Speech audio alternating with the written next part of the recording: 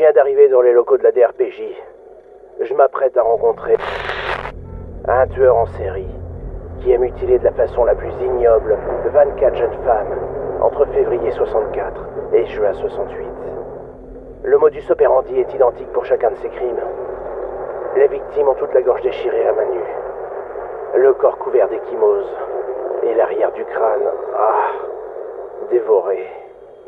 Il leur a sucé le cerveau après les avoir atrocement tués. L'accusé souffre également d'une tumeur au cerveau. L'arrière de son crâne est déformé par une protubérance. Je ne sais pas si ces crimes sont directement liés à l'effet que cette tumeur a sur son cerveau, ou s'il cherche simplement à se venger de ce qui lui arrive, en s'attaquant à de pauvres femmes sans défense. Peu importe, son sort est scellé. Mais si je peux tirer des aveux directs et un quelconque signe de remords, ça permettra aux familles de faire leur deuil. Bon allez, quand faut y aller...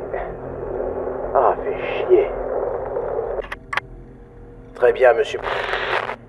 Racontez-moi ce qui vous a poussé à tuer ces personnes durant toutes ces années. C'est pas moi. Nier ne vous mènera à rien. Espèce de bon rien. Toutes les preuves vous accablent. Et votre dernière victime, qui s'en est miraculeusement sortie, vous a formellement identifié. Pauvre type. Pardon? C'est lui. Je vous suis pas, expliquez-vous. C'est lui qui les a tués. Je n'ai rien pu faire pour l'en empêcher. Arrêtez de dire des conneries. Vous étiez seul quand vous a arrêté. Allez, vas-y. Vous teniez ce couteau. C'est vous qui avez commis tous ces crimes.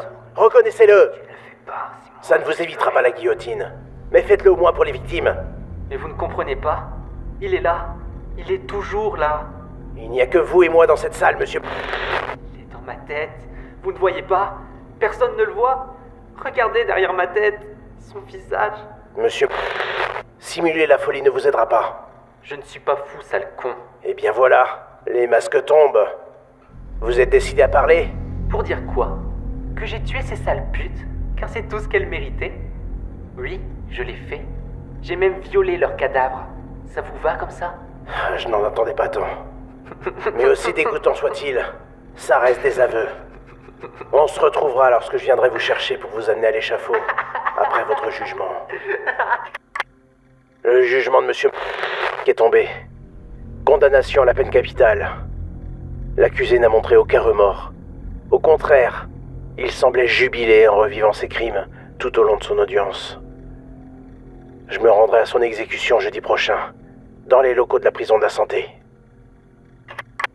Monsieur, conformément au jugement qui a été rendu le 5 novembre dernier, vous avez été condamné à la peine de mort par décapitation. Avez-vous quelque chose à dire? Je suis désolé. Je regrette tout ce qu'il a fait. Mais je suis enfin libre. Je ne pouvais plus vivre comme ça. Allez-y.